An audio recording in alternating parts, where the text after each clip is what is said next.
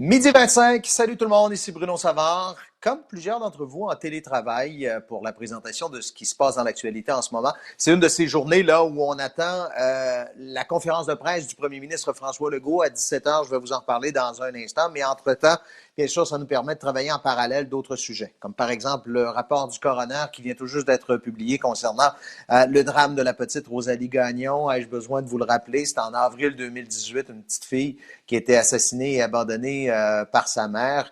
Ce qu'on retient de ce rapport-là, c'est que, bien sûr, on veut qu'un tel drame puisse être évité dans l'avenir. Et ce qu'on dit, c'est que la maison Marie-Rollet et les autres maisons d'hébergement pour femmes devront mieux former les intervenants. C'est la conclusion à laquelle en vient Guéane Kamel, le coroner au dossier.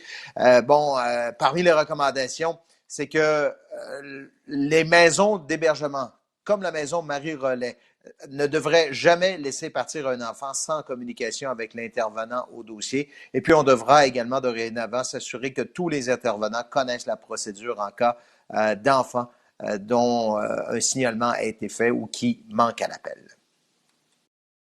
Donc, en ce sens-là, on pense que d'aller plus loin dans la formation, de donner les moyens aussi aux maisons d'hébergement, d'aller former les intervenants et intervenantes de la DPJ, ce serait une très belle action à faire. Je vous rappelle que la mère Rosalie Gagnon était à la maison d'hébergement Marie-Rollet avant de quitter tard en soirée avec sa petite Rosalie. Malheureusement, on connaît la suite. La maison Marie-Rollet et les autres maisons ne sont pas tenues légalement de mettre en application les recommandations du coroner, mais doivent à tout le moins expliquer ce qu'ils comptent faire pour que les recommandations soient mises en place.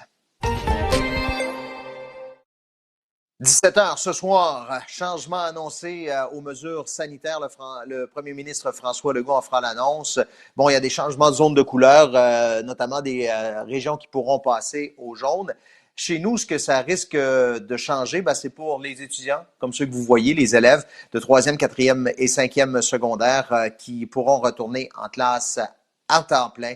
La date d'entrée en vigueur de tout ça est le 29 mars. Je vous rappelle que la conférence de presse est à compter de 17h.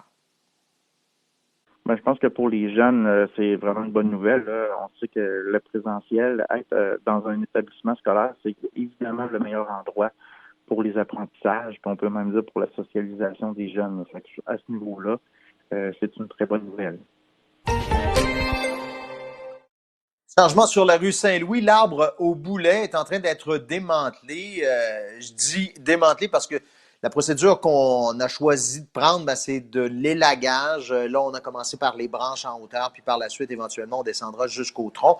Cet arbre-là, il a ceci de particulier, c'est que il englobe un boulet explosif qui est là depuis de très nombreuses années. En fait, le boulet était là avant l'arbre, mais au fil du temps, l'arbre l'a englobé dans ses racines, si bien qu'il était devenu pratiquement un attrait touristique. Donc, on démantèle l'arbre et lorsqu'on arrivera à la base, il y a des spécialistes de l'armée canadienne qui seront sur place parce que, bon, bien que les risques soient extrêmement faibles, il demeure que c'est un boulet qui peut être explosif et notez qu'une œuvre d'art sera installée en lieu et place de cet arbre-là dès qu'il sera retiré.